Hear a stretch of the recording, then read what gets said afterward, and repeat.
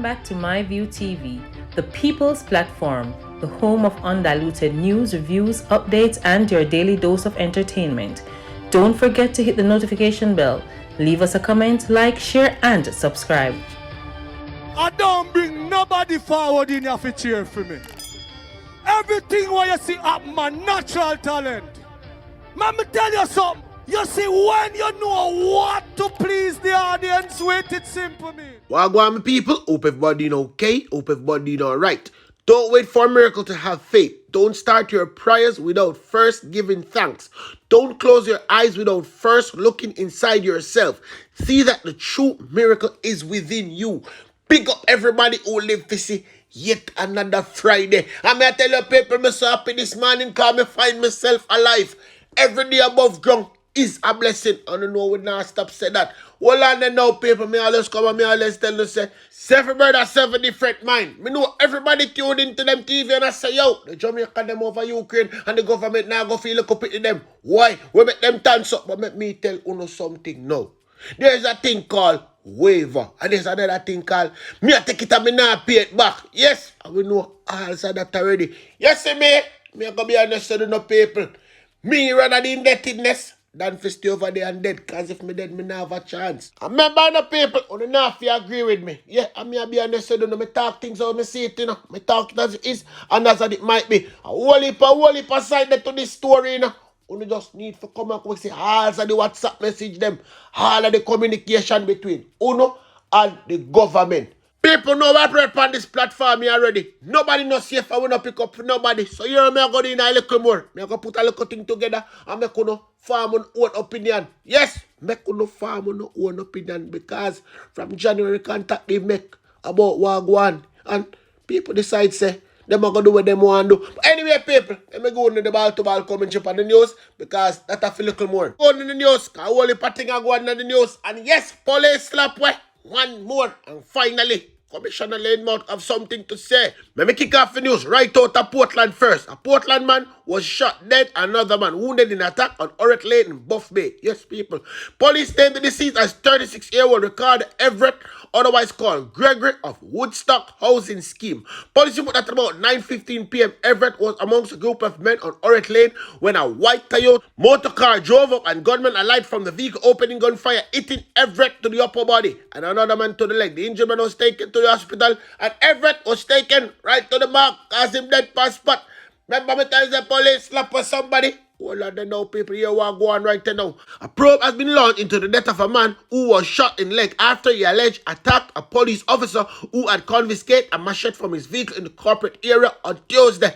Yes, people, me know they never hear about that one now. So now me are telling you, the unidentified man was later found inside his vehicle after it appeared that he crashed into the vicinity of Perry Police Station in St. Catherine. The man, who's of dark complexion, slim built, and about 6 feet tall, was clad in a pair of camouflage jean shorts, a white t-shirt at the time of his death.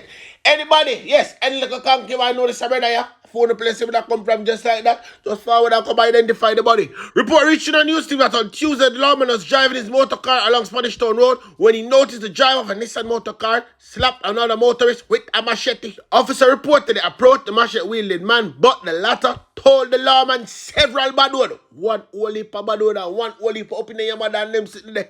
The man tell the man, and sped off his vehicle. Further report indicated the officer made another attempt to speak to the man during a stop at a gas station on Mandela Highway. The lawman reportedly urged the man to hand over the cutlass. Hey boy, give me the cutlass. But the officer was eventually able to seize the object from inside the driver's vehicle and urged him to drive to the Hunts Bay Police Station.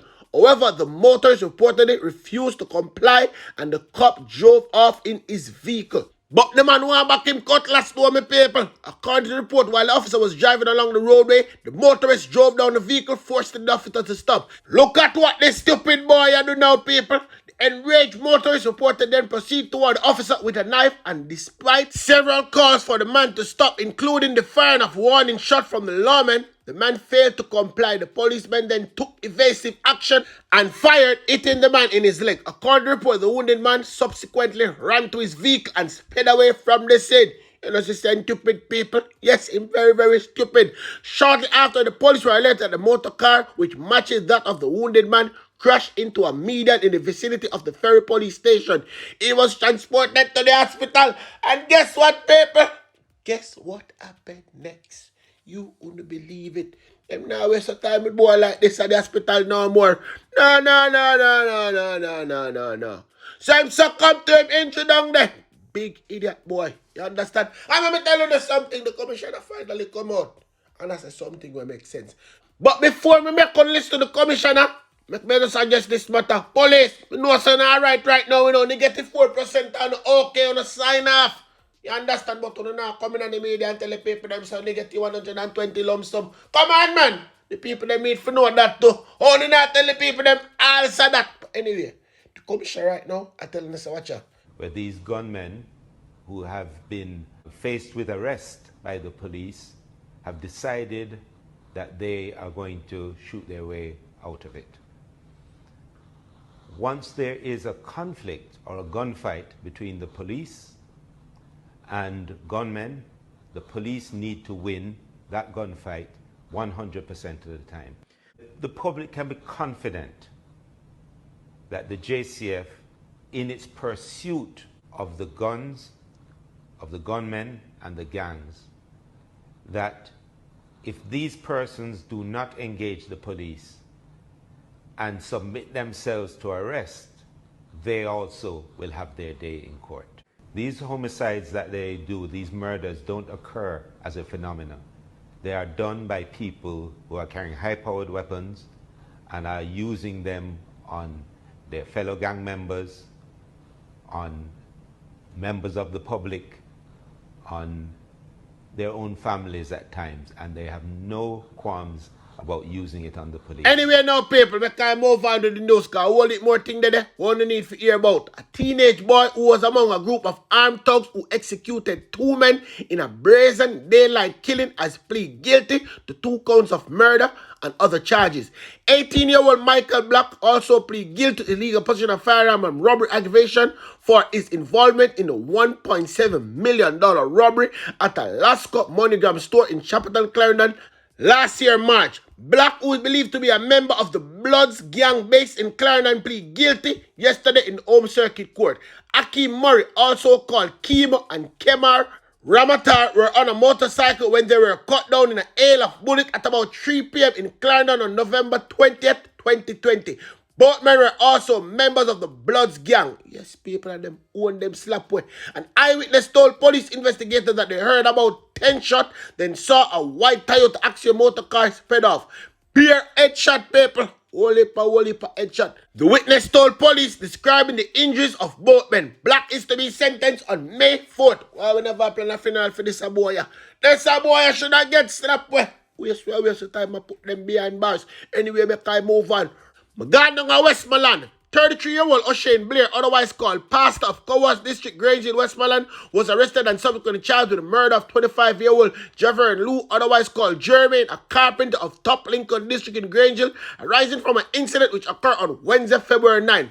Allegations are that at about 9:45 a.m., Lou was driving about to cycle when he was pounced upon by Blair, who brandished an handgun and opened gunfire, hitting him to the upper body. The police were summoned, and upon their arrival, Lou was seen lying on the roadway with multiple gunshot wounds. I guess people know exactly what happened already. If then, right past spot, we never have to wait for go up and the hospital to pronounce that. No.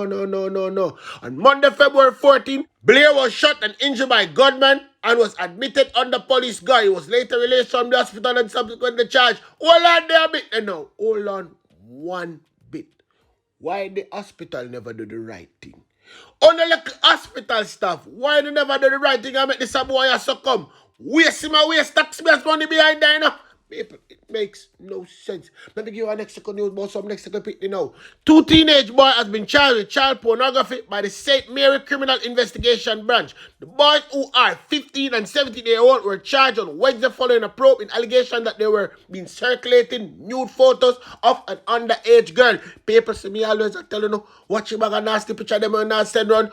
on the way to get charged. Reported that in 2019, the 15-year-old girl sent a nude photo to one of the boys.